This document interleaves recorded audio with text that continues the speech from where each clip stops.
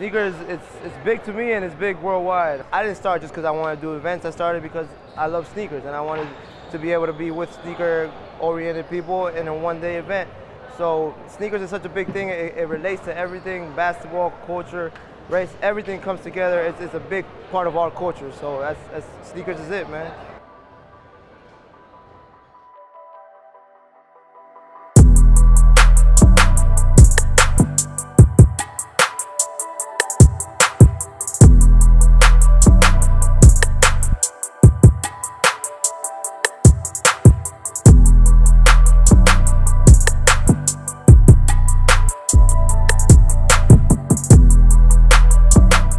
People who are addicted because they are collectors, just like stamp collectors or coin collectors. It's that thrill of finding something that's hard to obtain.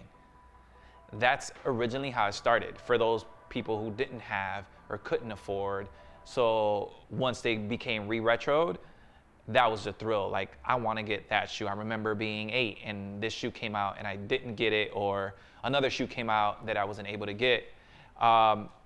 So now it's more of what's popular, whether it being Jordan, whether it being Adidas or a Nike or, Kanye West's shoe or, Pharrell Williams or whoever has a shoe at the moment.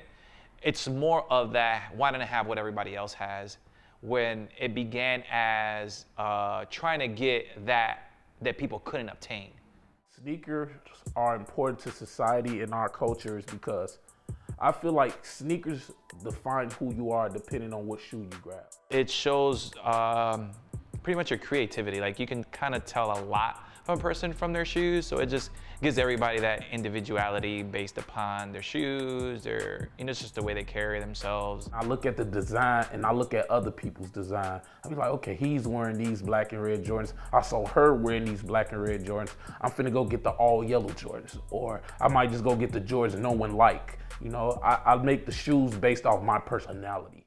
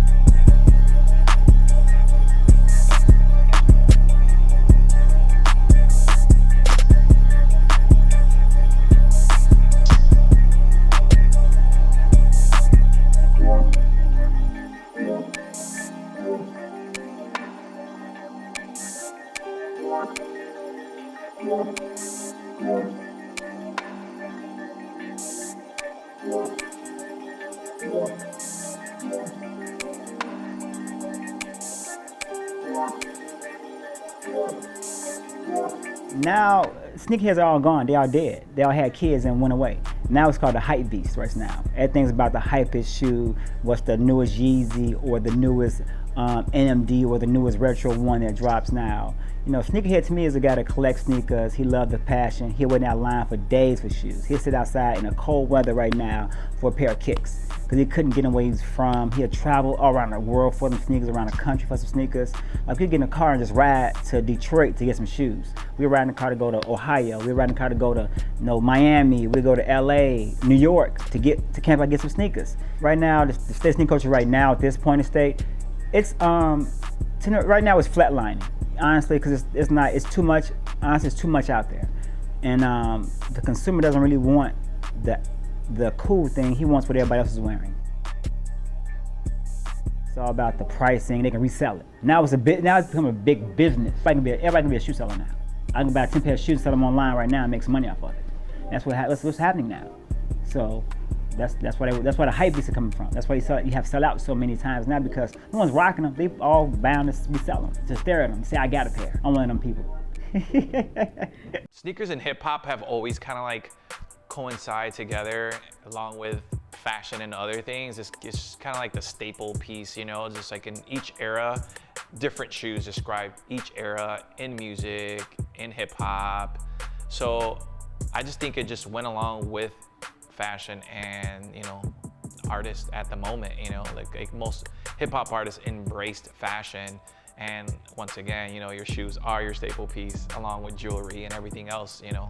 You can't say Jordan without putting Chicago in the mix of it. You know, it's a Chicago thing. What does it mean to be from Chicago and wear Jordans? It's the pride of it. Like, you know, it's a certain swag that we have. Like when we put them on, we just feel unstoppable. Can't nobody mess with us. No city can. You know, we Chicago. Especially when we put on them Jordans, you can't tell us nothing at all. We got Chicago pride, you know, especially on the west side. We put on them Jordans, we just transform into another person. It was like you could do anything once you had those on. You get any girl you want to, you could go anywhere, like, yeah, I'm in here, I got on my J's, don't step on my shoes, it'll be a problem, you know. It's pandemonium when you put them on, you know. The world just revolves around you. Honestly, man, Jordans are like some of the illest things ever. You know, I don't like when they start doing too much with it, but I like it when they keep it original. They keep the stories true. They tell good stories, because he had a great legacy. I feel like we love Jordan so much because the history behind the shoe. If you're a big fan of Jordan, you'll look at the history behind the shoe, and then you also have uncles and fathers who just wore them, and then you look at them like, man, this is the man. Everybody loved Jordan. Who am I not to love Jordan? 1991, I was in a car accident. They told my mom I would not make it, right? So I'm in this coma, like flatline. I flatlined twice. So I'm in a bed, and I don't know what it was, but I heard a commercial, the Gatorade commercial. Like Mike, I can be like Mike, like Mike, like Mike. So I kept hitting that commercial in my head over and over and over again. In this commercial, the boy was playing basketball and he was getting better at it. And so I don't know how that gave me the will to survive, honestly. And it gave me that strength to grow. So I think that when it's Jordan to me, I can do anything. Really, I can do anything. Like I can run fast, I can jump higher, I can go anywhere and be seen and be known. Because that's like saying, you got Jordans on, you somebody. It's true to say it, but you got Mike's on, you somebody. And that's how it really is. If I got a pair of Jordans on, I can have dirtiest clothes on, but a fresh pair of Jordans on, you're somebody. You know, you go to certain places in different countries, everyone have their own slang and their own terms they use. It's sort of like that. Jordan is our thing, our secret weapon, our only weapon in Chicago. And I feel like Jordan is just the definition of Chicago.